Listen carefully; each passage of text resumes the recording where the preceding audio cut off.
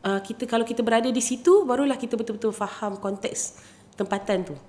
Apa yang dia perlukan, cara nak bercakap dengan dia orang, cara nak sampaikan.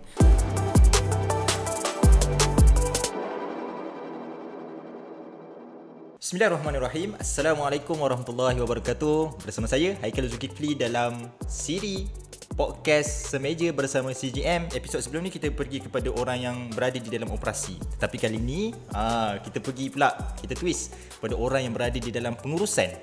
Bila kita sebut dalam pengurusan ni, saya sebenarnya agak gemetar untuk bercakap dengan orang yang sebenarnya berada dalam pengurusan. Ialah sebabnya apa-apa saja keputusan semua diuruskan ataupun ditentukan oleh pihak pengurusan Cinta Gaza Malaysia lah. Tapi cuma sebelum tu, sebelum kita mulakan, jangan lupa share kita punya media sosial, iaitu di YouTube Cinta Gaza Malaysia, Spotify Cinta Gaza Malaysia, Facebook Terkini dan Sensasi Palestin, Instagram Cinta Gaza Malaysia. Okey? Seperti yang kita sebut tadi, tetamu kita ni adalah daripada orang atasan. Bila tu orang atasan bukan datang dari syurga bukan datang dari syurga turun berkepak, turun bawah, tak. Tapi orang atasan ni adalah orang yang menentukan apa saja hala tuju dan juga keputusan yang kita buat di Cinta Gaza Malaysia. Dan kita nak tahu berkenaan apa sebenarnya mungkin selok belok yang kita boleh dikongsikan kepada pendengar-pendengar dan juga penonton-penonton yang mungkin juga ada juga yang mendengar ni adalah pengurusan kepada institusi, kepada yayasan, pertubuhan ataupun mana-mana NGO. Okay? So hari ni kita bersama dengan Puan Salamah, okay, selaku Chief Business Development Officer. Betul ke? Betul. Kalau nak sebut dalam bahasa Melayu ni sebagai Ketua Pegawai Pembangunan Perniagaan. Boleh lah. Pembangunan perniagaan. Jadi dia macam, ada orang cakap pembangunan perniagaan, ada orang cakap pembangunan perusahaan. Jadi saya macam senang sebut CBDO lah. Secara ringkasnya, lebih mudah. Okay, jadi banyak benda sebenarnya kita nak korek daripada Puan ni, dan saya pun harap soalan saya tu tidak terlalu dalam lah untuk koreknya kan, sebab ada juga benda yang PNC. Tapi kita just nak berkongsi, nak mendengar sendiri daripada pengalaman orang yang menentukan hala tuju dan juga keputusan yang berada di Cinta Gaza Malaysia. Okay, baik. Mungkin sebelum kita mulakan lah dengan soalan-soalan yang berat Puan mungkin Puan boleh perkenalkan diri sikit. Mungkin sikit lah nama, umur mungkin tak payah lah kot kan. Saya muda. Mungkin asal mana, latar belakang pengajian sebelum di CGM dan juga pengalaman sebesikit mungkin sebelum di CGM lah. Silakan Puan. Baik. Okay, saya Salamah Ahmad Shah. Selalu orang kata macam bila kalau orang tengok nama tu, orang akan kata macam tertinggal I ke, tertinggal you ke. Sebab secara biasanya kan Umi. Okey, jadi faham. Orang selalu akan tanya balik kalau saya pergi bank ke apa kan. Tapi tak, nama saya lah. Dan memang kawan-kawan ke apa biasa panggil saya Okey. So latar belakang saya, mak dan ayah saya orang Perak dan Johor. Okey. Tapi saya dibesarkan dan lahirkan dan dibesarkan di Kuala Lumpur. Orang KL lah, orang KL. Okey, baik. Menarik. Okay, jadi latar belakang sampailah ke pengajian tinggi pun saya di UiA Gombak. So Selangor lah sikit. Masuk sikit je Selangor. Okey, baik. Selangor. So, saya pemegang degree dalam Science in Architecture. Okey, Science Architecture. Okey, kita kena tanya apa tu? So Science in Architecture, dan saya sambung degree, ada kira double degree lah. Okey.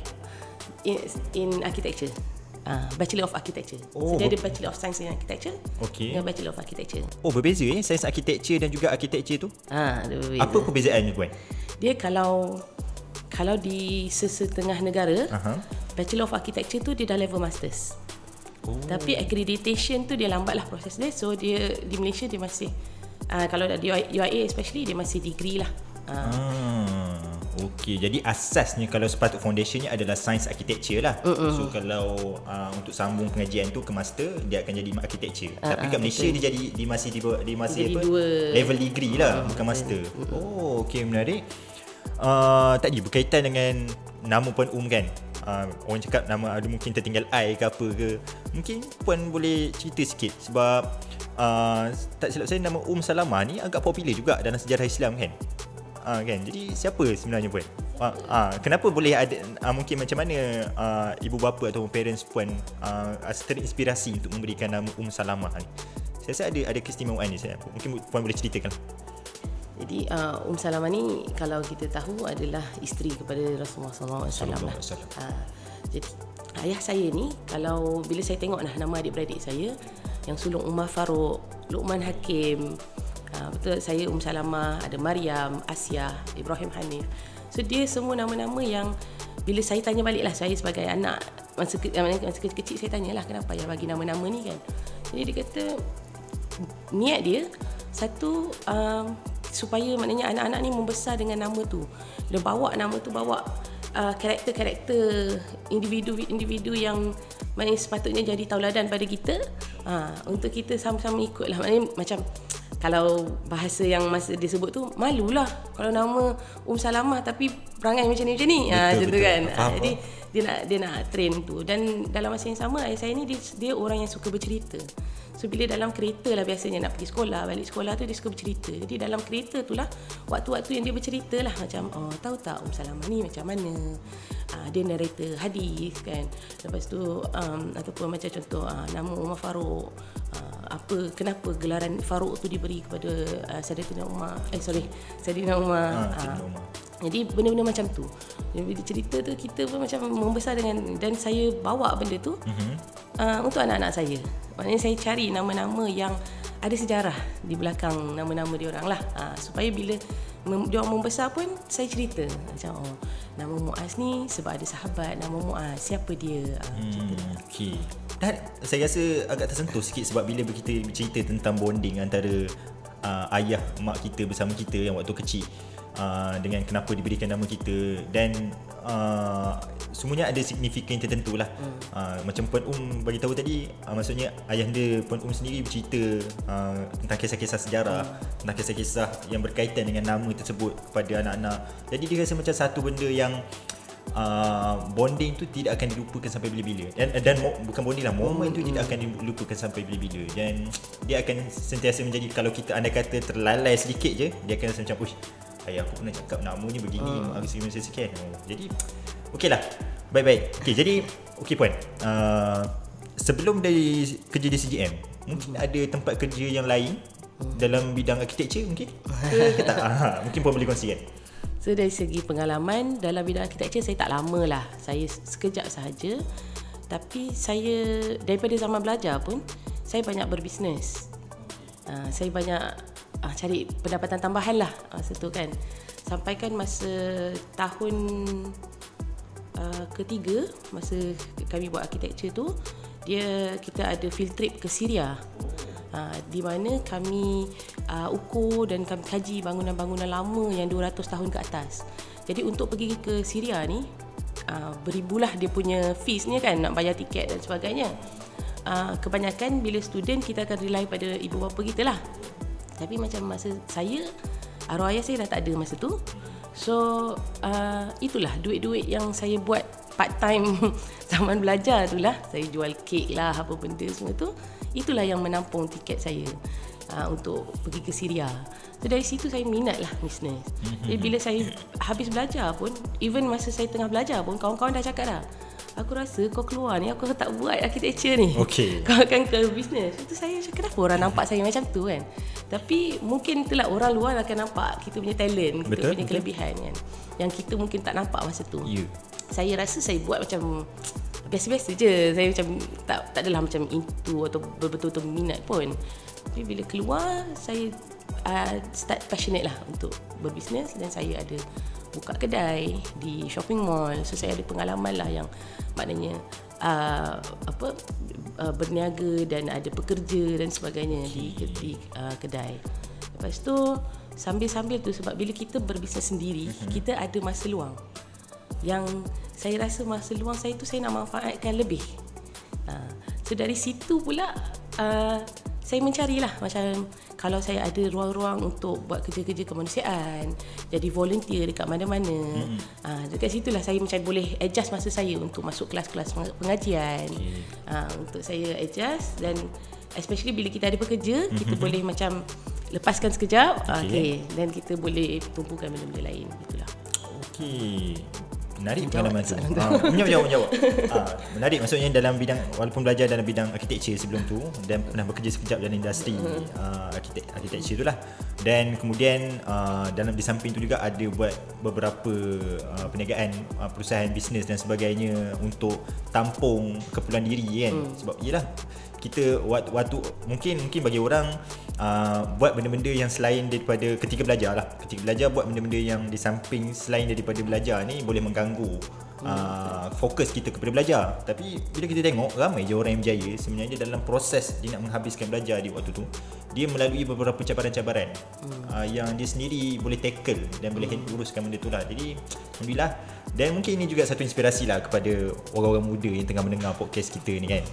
Jadi mungkin kita rasa macam penat dengan kerja kita, penat dengan fasa belajar kita dekat universiti, dekat sekolah dan sebagainya. Ingatlah, ada orang yang lagi susah dan sebenarnya kita ada tanggungjawab sosial lagi besar untuk kita buat. Carilah ruang tu supaya ruang tu tidak menjadikan kita tertumpu pada satu benda yang kita rasa kita tak okey, tapi mungkin kita boleh keluar kepada bidang yang lebih kita minat, insyaAllah. Okay, jadi Puan dah cerita berkaitan dengan pengalaman. Jadi kita nak tahu jugalah, macam mana tiba-tiba boleh masuk CGM, Puan? Kan? Macam mana boleh tiba-tiba masuk? Okay. So daripada saya mencari itulah, saya mencari mana ruang-ruang yang saya boleh bantu kan. Saya dengan Tuan Adi pula. Satu lagi, saya dengan Tuan Adi ni kita berkawan daripada kecil. Daripada kecil lah, daripada sekolah rendah lah kiranya. Sekolah rendah Masa tu ayah Tuan Adi, Prof Kamil Zaman dan arwah ayah saya sama-sama buat PhD di Edinburgh. Jadi masa tu kami sama-sama sekolah lah, satu sekolah, membesar sama-sama. Sekolah pun di sana buat masa tu?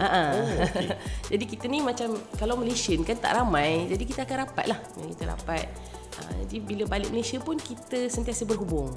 Jadi bila berhubung tu, dia berceritalah yang mana kita tanya khabar tu, dia sambung belajar dekat Syria. Lepas tu masa Syria bergolak, dia balik dan dia buat road tour. So jadi kami yang kawan-kawan ni tanyalah macam apa yang kita boleh bantu.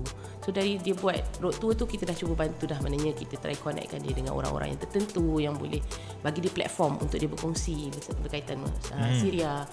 Kita buat collection dengan kawan-kawan yang mana yang nak menyumbang untuk Syria, yang saya sebut maknanya reliable source lah, reliable source, yang saya sendiri yakin. Sebab kadang bila kita nak promote kat seseorang, yang penting kita dulu, kita tahu kualitinya, kita tahu macam mana dia jaga sumbangan tu kan. So walaupun masa tu maknanya dia menggunakan akaun dia sendiri, tapi saya percaya pada dia. Dari situ, lepas tu bila dia beralih arah, dia sebut, Kak, saya nak sambung belajar dekat Gaza pula kan. Biar betul budak ni. Sebabnya kita semua tahulah Gaza tu tempat yang bergolak, dan macam mana dia boleh ada satu kekuatan untuk pergi ke Gaza. Dan yang saya rasa saya tak ada kekuatan tu. Maksudnya saya perempuan, lepas tu saya rasa tengah berperang dan sebagainya. So bila saya tak ada kekuatan untuk pergi ke sana, saya cuba apa yang saya boleh bantu. Saya tanya diri saya balik lah, macam apa yang saya boleh bantu. Jadi saya offer diri lah, sendiri yang offer diri. Cakap dengan Tuan Adi, saya kata kalau ada apa-apa projek dekat sana, masa tu bukan projek lah pun, maknanya kalau ada apa siapa-siapa yang perlukan bantuan, kalau perlu kita collect sumbangan sesama kawan-kawan saya, bagi tahu. Saya akan tolong. So dia bermula dengan projek, sekarang kita istilahkan projek lah, tapi dia bermula dengan benda-benda kecil, macam jiran sebelah tengah perlukan duit untuk bagi feed anak-anak dia kan. So kita bagi sikit macam tu lah. Start dengan macam tu. So berkecimpungnya saya dengan CGM ni daripada awal penubuhan ataupun sebelum penubuhan, yang masa tu kita dipanggil From Gaza with Love. Tahun berapa tu? Itu tahun 2013. 2013. Sudah 10 tahun lah. 10 tahun. So 2013 From Gaza with Love, sampai bila From Gaza with Love tu pun dah start, dah mula dikenali dan sebagainya, kita set up pula sebagai satu NGO. So saya antara orang yang bersama-sama lah dalam menubuhkan Persatuan Cinta Gaza Malaysia. Okey, kiranya Puan ni macam as-sabiqun awwalun lah. Pengikut awal. Pengikut awal lah. Yang menyerah diri dia. Yang menyerah diri. Okey, baik. Menarik sebabnya mungkin ramai lah yang tak tahu sebenarnya CGM ni bermula dengan satu idea yang di mana idea ni dibawa oleh Tuan Nadir untuk membantu rakyat Palestin di Gaza dengan satu kempen yang From Gaza with Love. Sebab mungkin ada yang rasanya ramai pengikut-pengikut ataupun follower Cinta Gaza Malaysia yang lama, diorang tahu ada From Gaza with Love ni. Cuma yang baru-baru ni diorang akan tertanya, From Gaza with Love ni apa dia dan sebagainya kan. Jadi Puan dah terangkan bagaimana proses tu, perjalanan dia. Dan sebenarnya CGM mengikut, kalau secara rasminya ada kiranya didaftarkan dan sebagainya pada tahun 2014. 2014 didaftarkan pada 2014. Okey. Lepas tu kita set up office, kita set up dekat Gaza dulu. Set up dekat Sebab Gaza dulu. Sebab projek yang paling besar, maknanya pergerakan operasi yang paling besarnya di Gaza. Okey. Jadi kita set up di sana dulu sampai kita rasa macam dah stable sikit, baru kita set up office kat Malaysia. So yang mana di Malaysia ni kita buat kerja, istilah dia macam sekarang, kalau sekarang ni work from home lah kan, ataupun part time lah. Maksudnya kita masing-masing ada kerjaya sendiri. Tapi di waktu luang, yang waktu petang, malam, kita akan buat kerja untuk CGM lah masa tu. Pada CGM. Jadi yang dekat Malaysia, office kat Malaysia tu pada tahun 2019. Betul maksudnya 2019 sebelum kita dilanda COVID. Jadi selepas tak sampai nak masuk setahun kepada setahun, tiba-tiba kena COVID pula. Dia semua pula kerja pada rumah dan sebagainya kan. Okey, baik. So kalau secara rasmi lah di Malaysia kita dah masuk ke 5 tahun kan, penubuhan Cinta Gaza Malaysia lebih kurang. Lebih sikit kot. Lebih sikit lah. Okey, 5 nak masuk ke 6 tahun kan. Okey, baik.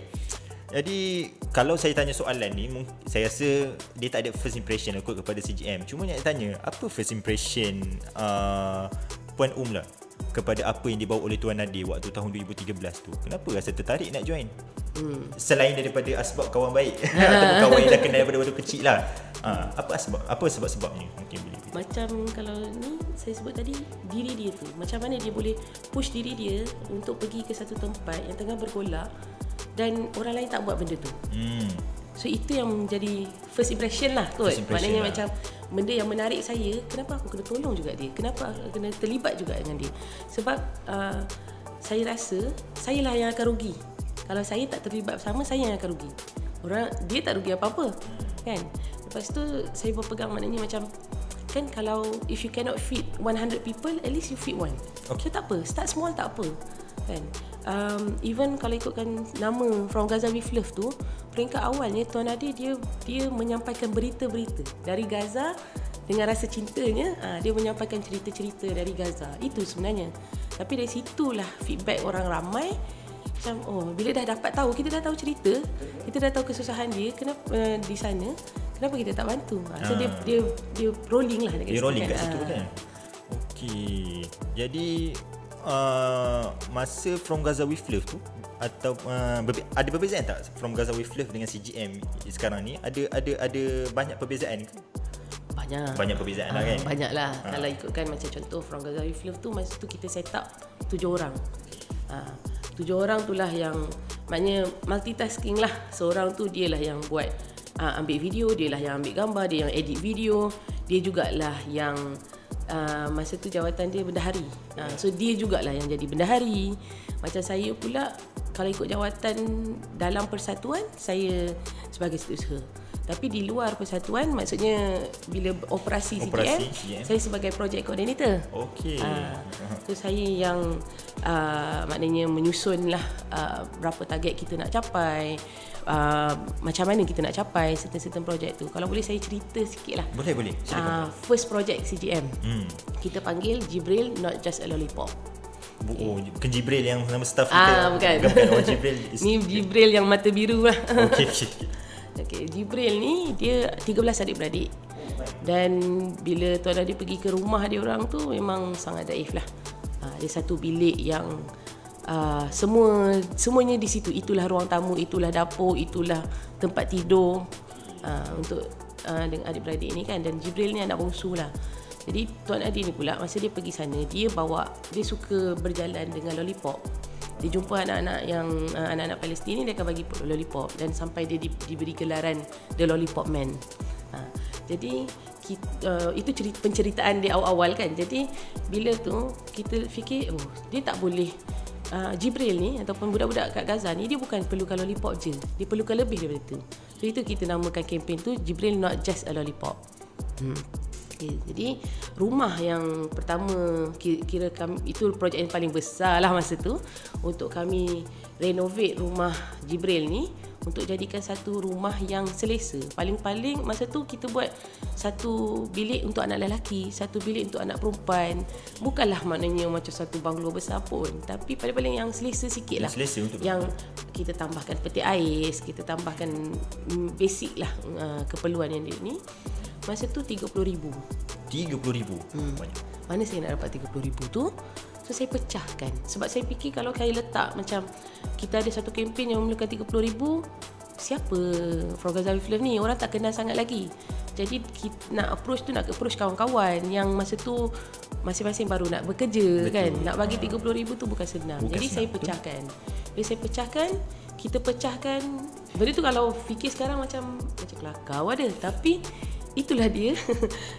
Kami pecahkan. Okey, berapa biji tingkap perlu untuk rumah tu? Berapa pintu diperlukan? Berapa kos untuk dinding-dinding tu? Berapa? So saya pecahkan ikut projek. Itu mungkin part of architecture saya lah kot.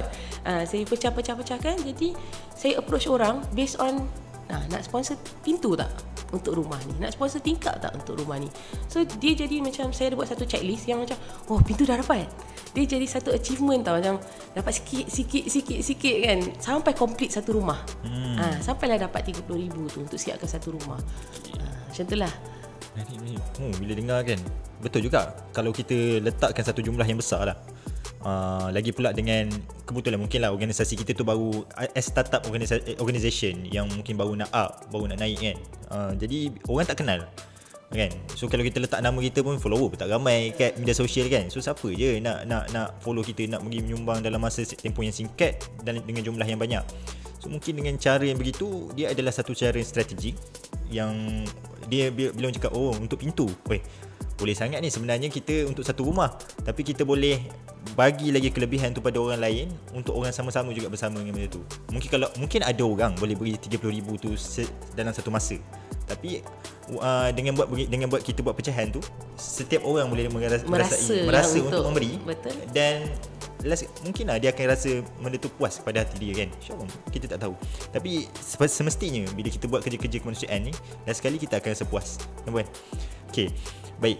Bila kita tadi dah cerita berkenaan From Gaza with Love, From Gaza with Love, From Love with Gaza, From Gaza with Love. Lepas tu kita dah cerita sedikit Puan buat apa sebelum ni dan sebagainya. Jadi kita tarik sikit, kita ke depan terus. Kita ke depan, kita cerita sikit tentang apa yang Puan berada sekarang lah dalam portfolio apa dan sebagainya. Jadi kita sebelum ni Puan memang berada dalam jabatan pengurusan lah yang tertinggi, iaitu kalau kita sebut senang C-suite. Okay, Puan dah pernah berada sebagai Chief Strategic Officer. Puan dah sekarang ni juga Puan ditaklifkan juga sebagai seorang Chief Business Development Officer. Susah nak sebut tu, CBDO. Sebab takut orang tak faham. Jadi ada beza ke CSO dengan CBDO ni, Puan? Jauh beza. Jauh beza kan? Jauh beza kan? Sebab yalah, bila kita sebut CSO, CBDO, ada orang cakap dah C-suite juga, kita tak buat keputusan. Tapi sebenarnya mungkin Puan boleh cerita sikit apa bidang kuasa CBDO ni. Yang mungkin lah ada juga pendengar-pendengar kita ni yang sedang menggerakkan NGO ataupun yayasan yang mungkin ada juga position ni rupanya. Sebelum ni aku tak pernah dengar. Jadi mungkin Puan boleh kongsi. Okay, saya patah balik sikit kepada CSO dulu. Boleh Puan. Chief Strategic Officer. So, role saya sebelum ni adalah Chief Strategic Officer, di mana kita merangka arah tuju lah. Arah tuju CGM ni, apa vision dan missionnya, dan macam mana kita nak capai mission tu. So dia bottom up dengan daripada atas kita turun ke bawah lah. Jadi kita tengok dari situ, tengok pula setiap vision tu macam mana nak capai, apa gerak kerja yang akan membantu untuk capai benda-benda tu kan. Okay. So dia lebih kepada satu position yang menyeluruh. Dia akan tengok pada semua jabatan dan semua yang terlibat lah. Tapi bila ke CBDO pula, maknanya vision mission CGM, atau yang kita tak sebutlah sebagai vision mission, tapi cita-cita kita lah, kita nak mengurangkan kos operasi, dan kita nak ada sumber lain selain daripada sumbangan, ada sumber lain yang dapat membantu untuk tampung kos-kos operasi ni. kalau kita nak kata 0% kos operasi tu susah lah kan. Sebab memang kita akan ada kos operasi. Tapi paling tidak kita akan mengurangkan dengan cara daripada pendapatan lain. Okey, baik. So tapi sebelum ni kita dah ada angan-angan tu. Cuma tak ada siapa yang dapat nak betul-betul fokus untuk memberi pulangan kepada CGM. Jadi CBDO ni role saya lebih kepada untuk bawa sumber-sumber lain tu lah untuk kita bantu untuk mengurangkan kos operasi CGM. Okey, bila kita sebut berkenaan dengan sumber-sumber lain ni kan, yelah NGO dia takkan lari daripada fundraising base. Maksudnya duit daripada sumbangan awam lah. Cuma bila kita sebut sumber-sumber lain ni, macam mana di peringkat Puan lah secara asasnya, sebab bila orang sebut seperti NGO ni, orang takut ada conflict of interest, dan mungkin juga orang takut kita menggunakan duit sumbangan awam ni kepada benda-benda yang tak sepatutnya. Jadi macam mana kita nak clarify dan nak pastikan benda tu adalah benda yang baik di tempat mana yang kita laburkan duit tersebut untuk dapat pulangan yang baik jugalah pada CGM. Setakat apa yang Puan mungkin dah jalankan ke, ataupun Puan yang sedang merangka dan perancangan tu ke, atau boleh mungkin sikit. Bila saya memegang untuk business development pula, business development ni di mata luar mungkin sebagai satu business entity lah kan. Tapi dekat CGM kita lebih kepada banyaklah, satunya kita nak cuba capai social enterprise. So social enterprise ni di mana satu-satu organisasi kemanusiaan dia buat perniagaan, tapi keuntungan tu kembali balik kepada asnaf ataupun kembali balik kepada orang yang memerlukan. So itu jugalah cita-cita kita. Maknanya kita buat satu-satu bisnes tu bukan untuk kita pun. Satu, mengurangkan kos operasi, dan dalam masa yang sama kita dapat bagi balik. So dia dapat more than apa yang kita ada lah. Faham. Selain daripada tu, sumber-sumber bisnesnya ataupun sumber-sumber pendapatan lain tu daripada investment ataupun perniagaan. Kalau kita sebut pasal perniagaan, saya rasa banyak je NGO yang ada buat perniagaan kan, ataupun penjualan merchandise dan sebagainya. Satu sneak peek lah saya boleh bagi kan, yang saya tengah merangka. Saya bercita-cita untuk bila kita buat jualan tu, saya tak nak bila kita punya macam ni, kita jual dan kita expect orang beli tanpa dia faham kenapa dia beli benda tu, kenapa dia nak kena support penjualan tu. Okey. Kan? Jadi apa yang saya rancang adalah saya nak buat satu nama dia belum official lah, tapi Palestine Experience Center. Palestine Experience Center ni dia kalau macam kita masuk museum lah. Dia masuk, dia akan faham dulu sejarah berkenaan tempat tu, sejarah Palestin. Dia merasai dan menjiwai lah isu-isu Palestin ni. Okey. Hujungnya barulah kita jual merchandise yang relate dengan apa yang dia faham tadi. Baru dia akan menjiwai. Dan at the same time kita akan explain lah maknanya penjualan tu tujuannya apa, dari mana sumber-sumber tu. Contohnya barang-barang yang kita nak bawa masuk, kita akan bawa masuk daripada Gaza sendiri. Betul. Untuk kita jual balik. Jadi orang akan faham, oh yang aku beli ni daripada asnaf yang berada di sana. Okey, faham. Tapi menarik apa yang perancangan yang Puan nak buat tu, Palestine Experience Center. Saya rasa dah ada target market ke? Sama ada Malaysia, Indonesia ke, Asia Tenggara ke? Sekarang ni Malaysia lah. Sebab saya nampak menarik, idea tu menarik untuk orang faham macam bentuk museum dan sebagainya kan. Kalau kita tengok sebagai contoh model market dekat Indonesia ada buka satu Holocaust Museum. So Holocaust Museum, walaupun kita tahu Indonesia mempunyai bilangan penganut Muslim yang ramai, dan sebenarnya yang pro kepada isu Palestin pun ramai, tapi sebenarnya sebalik ataupun pro kepada Zionis pun ramai. Sampai diorang boleh buka satu museum Holocaust yang dirasmikan juga oleh boleh kata ketua daerah tu. Jadi mungkin satu masa, mungkin sekarang ni target di Malaysia lah kan. Mana-mana tahu kita boleh buka satu Palestine Experience Center atau museum untuk Palestin di Indonesia juga, target market kita kan. Sebab yelah Indonesia ni satu ruang peluang yang baru kan. So dekat Malaysia ni setakat inilah yang kita tahu memang pro-nya adalah kepada Palestin. Tetapi macam Puan cakap, walaupun kita tahu, kita perlu cukup faham. Jadi mungkin dengan buka dengan apa yang Puan nak buat tu mungkin boleh memberi satu kefahaman yang lebih baik berkenaan dengan isu Palestin. Dan untuk memahamkan tu dia akan kembali balik kepada advocacy, dan inilah maknanya untuk menyampaikan bagi orang faham. Dan untuk banyak level lah, mungkin akan ada rombongan sekolah untuk memahami isu-isu Palestin kan. Okey. Saya macam dah terbayang dah museum tu macam ada 3D. Tapi dia berskala kecil lah, janganlah. Saya dah terbayang ada satu bangunan. Tapi tak apa, sabar dulu. Nice, pengalaman satu perancangan yang baik. Dia kena ada idea macam tu supaya biarlah dia menjadi idea asas dan mungkin dia akan berkembang daripada evolusi. Angan-angan kan percuma. Betul, angan-angan percuma. InsyaAllah. Okey. Kita dah bercakap tentang jawatan Puan, tentang apa yang Puan dah buat dekat CGM sepanjang yang bermula daripada 10 tahun yang lepas lah. Kita dah dengar. Jadi kita tahu Puan ni memang orang yang dah lama lah dalam CGM ni, orang lama. Jadi selaku orang lama lah, mesti ada pengalaman yang Puan tak dapat lupakan.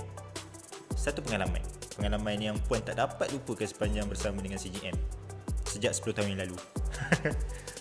Yang mungkin lain sikit daripada yang lain lah kot. Lain sikit daripada lain.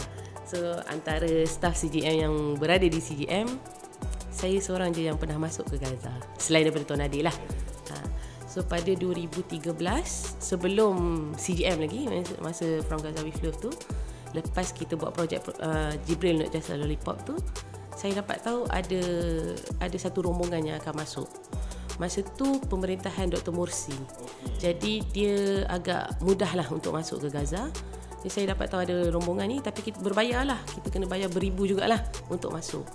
Dan masa tu CGM pun baru, jadi tak adalah nak kata kita ada mission ke sana ke apa. Pakai duit sendirilah. Saya fikir untuk saya bantu Palestin, untuk saya betul-betul faham isu dia, saya kena rasa. Dan saya kumpul duit untuk pergi. Masa tu macam ni, saya kata ni kalau pergi ni habis ni simpanan kan. Tapi saya buat je lah, saya pergi je. Dan bila pergi tu saya rasalah, maknanya kalau ikutkan, mungkin background saya bukan orang yang faham isu Palestin betul-betul. So, kita sekadar macam orang biasa yang tahulah isu Palestin, yang kita ada orang umat Islam yang perlu kita bantu dan sebagainya kan. Tapi tak betul-betul menjiwai lah. Jadi bila saya pergi dan saya rasa sendiri, saya tengok sendiri, dia satu kepuasan sampai sekarang. Bila satu-satu projek tu kita dapat sampaikan tu, kita rasa macam puas. Saya teringat balik muka-muka yang saya pergi jumpa kanak-kanak tu, dan macam contoh Jibril tu, dah besar dah sekarang, dah 10 tahun lepas kan.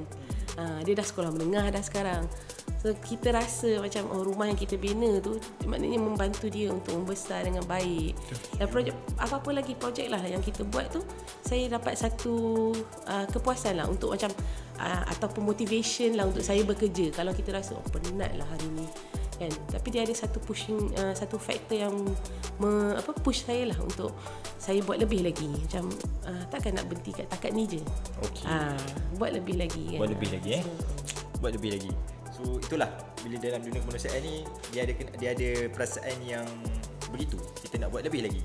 Dia rasa tak cukup buat lagi. Jadi kita nak kena buat lebih. Sebab dengan buat lebih lagi, ramai lagi orang boleh menerima manfaat daripada kita. Okey. Menarik sebab Puan adalah orang yang kedua lah selepas Tuan Nadir yang berjaya masuk ke Gaza. Dan ialah kami di Cinta Gaza Malaysia kat sini, kami yang staff kat sini, tim kat sini pun belum lagi semua ada pengalaman. Semua bercita-cita lah ada impian untuk masuk, ada rasa nak pergi. Sebabnya kita kena tengok sendiri macam mana keadaan.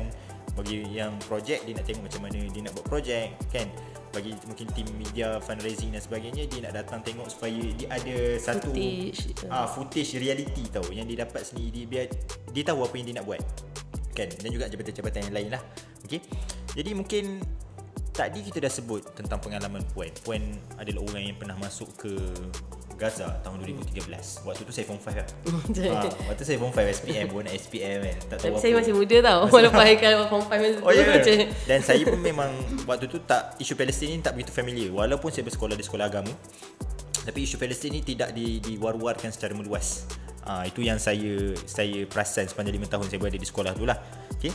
Tapi Alhamdulillah, tahun demi tahun kita tahu juga daripada orang-orang yang sentiasa konsisten lah dalam memperjuangkan isu tu. Jadi Puan, apa satu perkara yang Puan suka tentang CGM? Saya rasa sebab dia sentiasa berkembang. dia tak ada limitation lah pada saya, yang maknanya nak cuba angle ni silakan, buatlah. Tapi dia akan di-guide lah.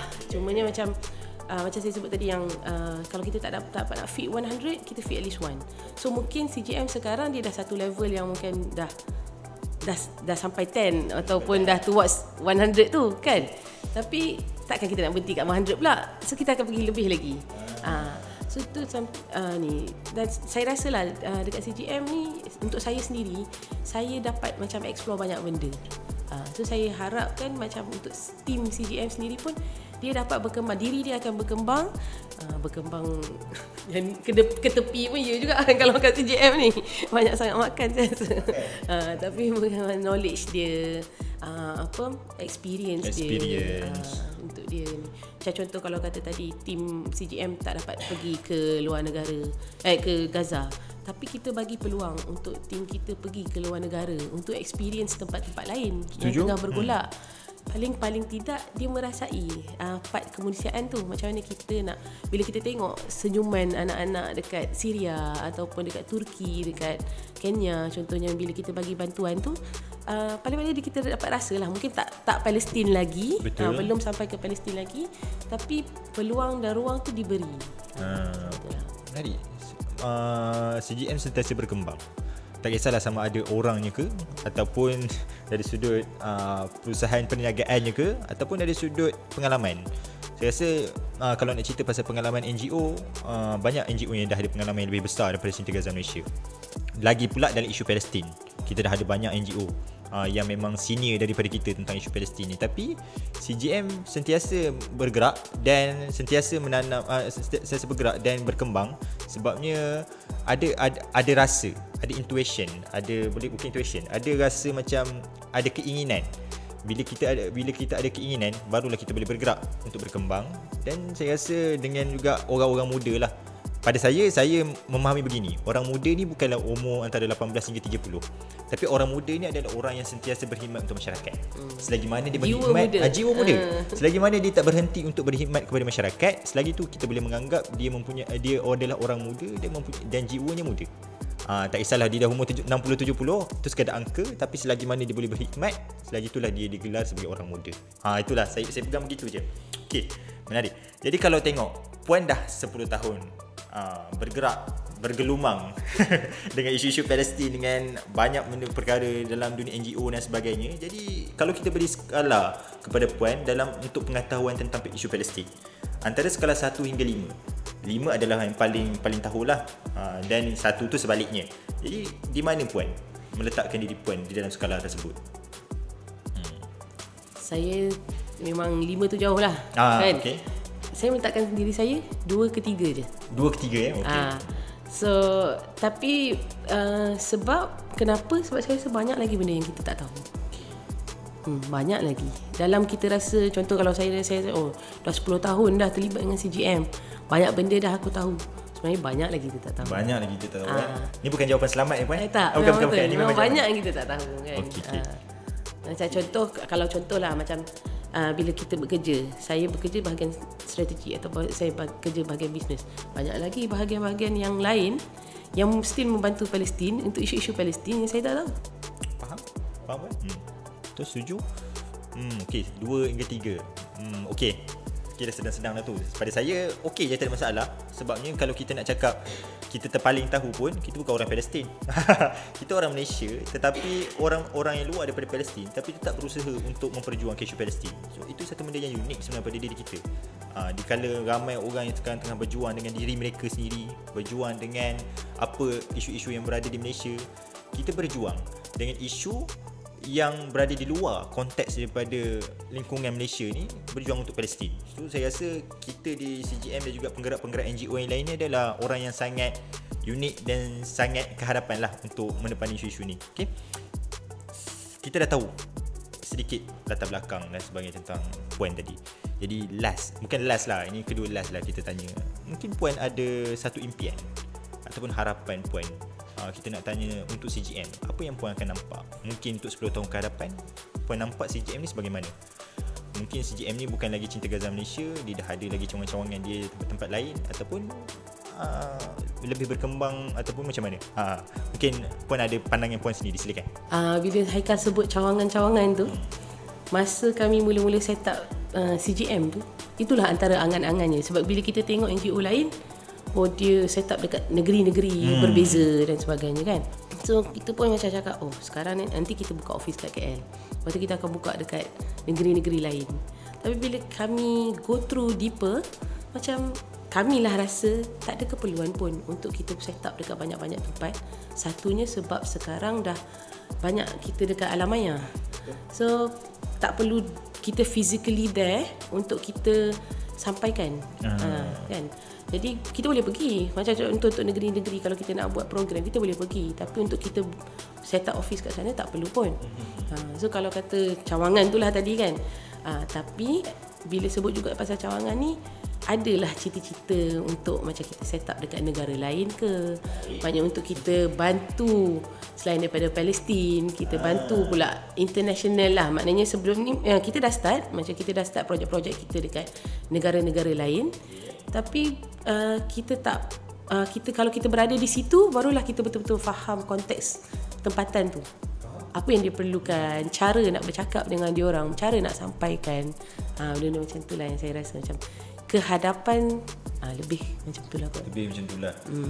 InsyaAllah mungkin boleh terlaksana lah. Sebabnya dengan apa yang kita dah mulakan segini, saya rasa tiada masalah untuk kehadapan untuk kita lebih lagi, maksudnya melebarkan rangkaian kita di beberapa negara. Dan kita dah mula pun sebelum ni dengan projek korban di Afrika kan, dan kita ada juga projek-projek di tempat lain, yang negara-negara lain. Jadi mungkin kita akan ada cawangan di tempat-tempat lain, tapi bukan di Malaysia lah. Untuk setiap negeri tu dia mungkin jadi mustahil.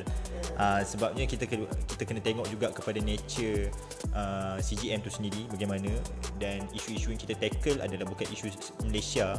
Mungkin isu Malaysia tu 10% dan isu luar tu 90%. Jadi sebabkan itulah mungkin kita tak ada keinginan untuk buka cawangan lebih banyak lah di setiap daerah dan juga negeri di Malaysia. Okay, kan Puan? Okay, soalan yang terakhir untuk Puan lah. Sedikit mungkin Puan boleh titipkan pesanan atau sedikit nasihat kepada mereka yang mendengar kita ni, sama ada di Spotify ataupun di YouTube, yang nak join ataupun nak sertai dunia kesukarelawanan dan juga dunia kemanusiaan. Buat je. Buat je. Sebabnya bila kita akan ada rasa takut, kita akan rasa macam competent ke aku, ataupun even nak jadi volunteer pun macam knowledge kita rasa macam tak ni kan. Tapi sebenarnya buat je. Bila kita buat, baru kita tahu dekat mana level kita. Bila kita buat, baru kita tahu apa yang kita tak tahu. Jadi untuk isu-isu kemanusiaan, pada saya dia tak limited kepada orang yang Islam, orang Melayu. Dia humanitarian kan. Jadi siapa-siapa je. Kalau contoh ada yang mendengar ni ada di kalangan Chinese atau Indian ataupun apa-apa bangsa lain pun, ataupun non-Muslim sekalipun, tak salah.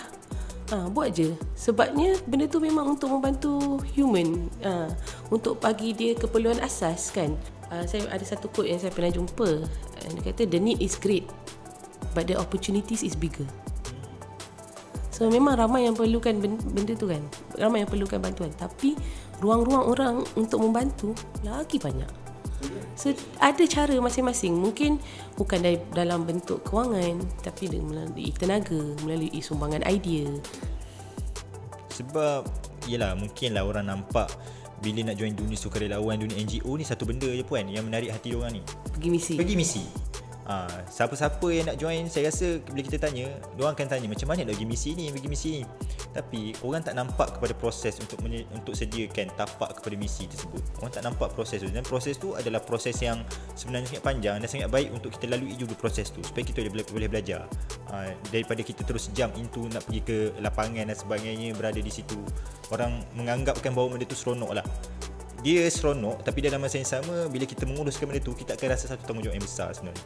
Satu yang saya boleh reflect back masa saya 2013 tu lah, saya nak sangat pergi Gaza sebab saya rasa saya nak faham kan.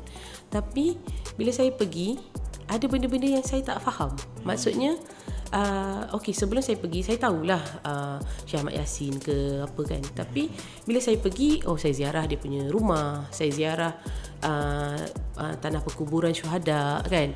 Tapi bila saya dah bekerja selepas itu, maknanya 10 tahun ke depan selepas lawatan saya tu, saya rasa saya nak pergi balik. Nak pergi balik untuk saya lagi menjiwai. Bila saya dah buat kerja tu, baru saya faham. So sama lah macam Haikal sebut tadi. Maknanya betul, boleh nak pergi misi. Tapi kalau kita lebih faham apa yang kita buat tu, baru kita dapat menjiwai lah misi tu. Baru dapat menjiwai. Dia feel lah, dia lain lah Puan. Bila orang yang tak faham pergi misi dengan orang yang dah faham benda tu dia pergi, berbeza. Tapi taklah kata salah kan. Betul, maknanya salah, boleh pergi. At least ada jugalah dia pergi sana, dia boleh membantu meringankan lah bagi bantuan dan sebagainya. Tapi saya sendiri, pengalaman saya rasa macam rasa nak pergi lagi supaya saya lebih faham dan saya lebih. Betul, sebabnya semua benda memerlukan proses. Sebab dalam setiap proses, setiap orang proses ni berbeza. Kan ada orang yang mudah laluannya, ada orang yang sukar sedikit, ada orang yang sukar banyak. Jadi kita lalui, embrace our time. Sebab our time will be ready. Maksudnya kita akan sampai pada masa tersebut, dan kita jangan tergopoh, terlalu rushing kepada apa yang kita nak lah. Sebab kita lalui dulu apa yang kita ada. Sebab bab kata seorang influencer, kenapa kita kena buat, kenapa kita buat semua benda ni? Sebab boleh. Sebab boleh kita buat. Okay, jadi begitulah insyaAllah. Jadi sebelum kita habis, mungkin kita ucapkan jugalah terima kasih kepada penonton dan juga pendengar podcast kita Semeja Bersama CGM ni.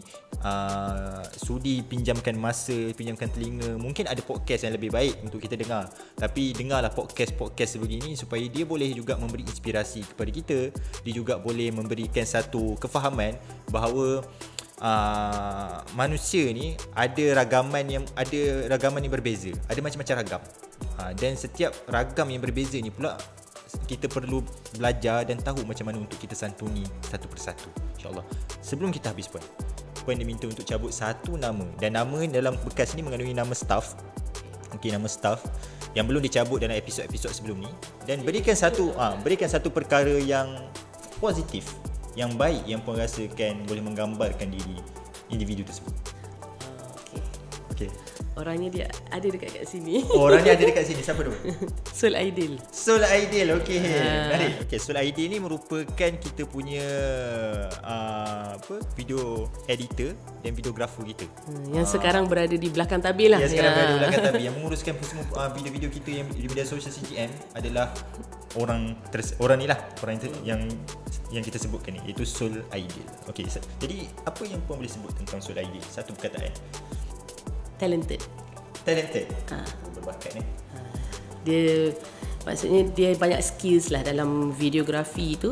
Dia ada banyak skills yang dia boleh curahkan idea-idea dia, yang dia memang dalam bidang dia, tapi dia tahu. Dia tahu apa yang dia buat lah. Macam tu kan.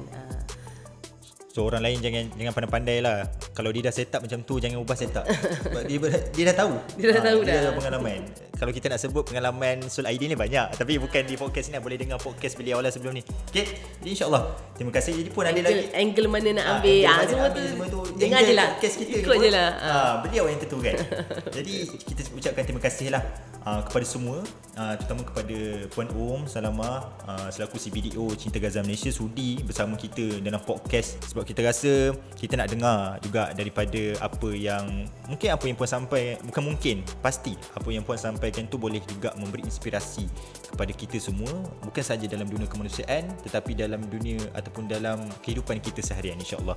Baik, terima kasih kepada pendengar-pendengar kita. Jangan lupa ikuti Cinta Gaza Malaysia di semua media sosial, di Facebook Terkini dan Sensasi Palestin, di YouTube Cinta Gaza Malaysia. Kita baru lepas kena hack, jadi follow dan subscribe kita punya YouTube yang baru. Okey, follow kita punya Twitter Cinta Gaza Malaysia dan juga Instagram Cinta Gaza Malaysia. Okey, semua maklumat, semua info, semua berkaitan dengan isu Palestin boleh didapati di media sosial kami. Jangan lupa ikuti, subscribe dan juga follow. Okey, terima kasih kepada semua. Kita jumpa di episod seterusnya. Bye bye. Assalamualaikum warahmatullahi wabarakatuh.